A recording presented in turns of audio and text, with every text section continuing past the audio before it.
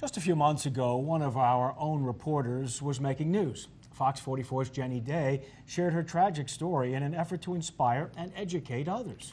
Let us remind you, both of her parents died young from cancer. She wanted to know her odds and find out what the future might look like.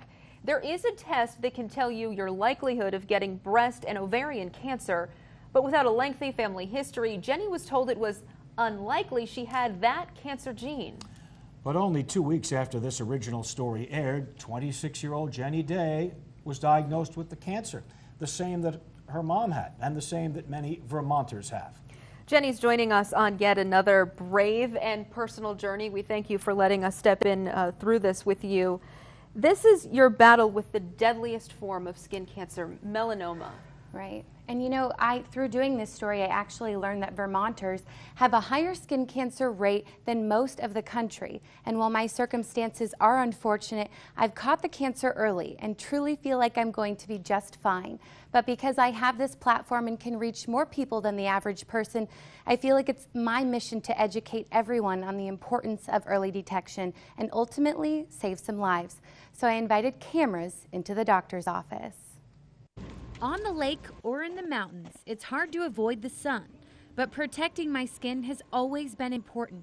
I literally smell sunscreen and think of my childhood. Certainly strong genes seem to be at play there because you're not somebody who's been a sun worshiper. After losing my parents to cancer, my mom to melanoma, the word alone terrifies me. Hearing it had invaded my body was a nightmare come true. Now that it's had some time to sink in, I'm not all that surprised. I fit the criteria. I have fair skin, red hair, freckles, and a family history. It can happen to anyone, but I'm kind of a perfect candidate. Excited to just be taking care of it and staying on top of it. So, my new life, frequently at the dermatologist. Last summer, I noticed a mole on my leg that, in my opinion, fit the description of the scary moles you see in the pamphlet at the doctor's office. I made an appointment and 3 months later had it checked out. To my doctors, it didn't look right, but also didn't look like a classic melanoma. You don't know what the prognosis is until you biopsy it, so I actually am I like doing this because I fear the unknown. I returned a few days later to have my stitches removed from my biopsy. That's when the news hit me, and my doctor's like a ton of bricks. Cancer, me, melanoma. I'm 26.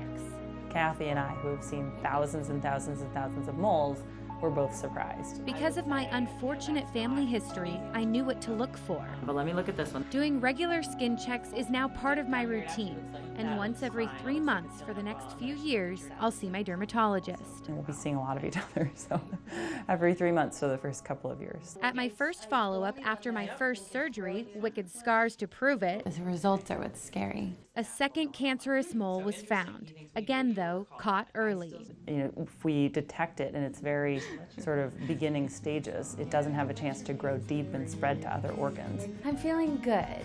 You know, every time, I feel like I've been doing this so frequently now, but I keep getting unfortunate results. And so I'm hoping to get a couple negatives. And indeed I did. All 3 biopsies done in March were benign. It doesn't look funny based on your moles. So until forever, we'll just keep a very low threshold for changes on my skin. If I saw this on just about anybody else, I'd say it's probably fine. As for the future, not being afraid of the sun. My daily dose of vitamin D is important. And even though sunscreen can be a hassle, prevention is a lot easier than intervention. Catching things early is huge and life-saving. So now that I've had more than one melanoma, my chances of getting another have increased. But again, prevention and catching them early is life-saving. Right here in the United States, someone dies every hour from melanoma. Catching them as early as I did, the risk of the cancer spreading is less than 2%. Tonight's story kicks off our special series on early detection. Join us next Tuesday to learn about what to look for on your skin. We've also put some great resources on our website, fox44now.com.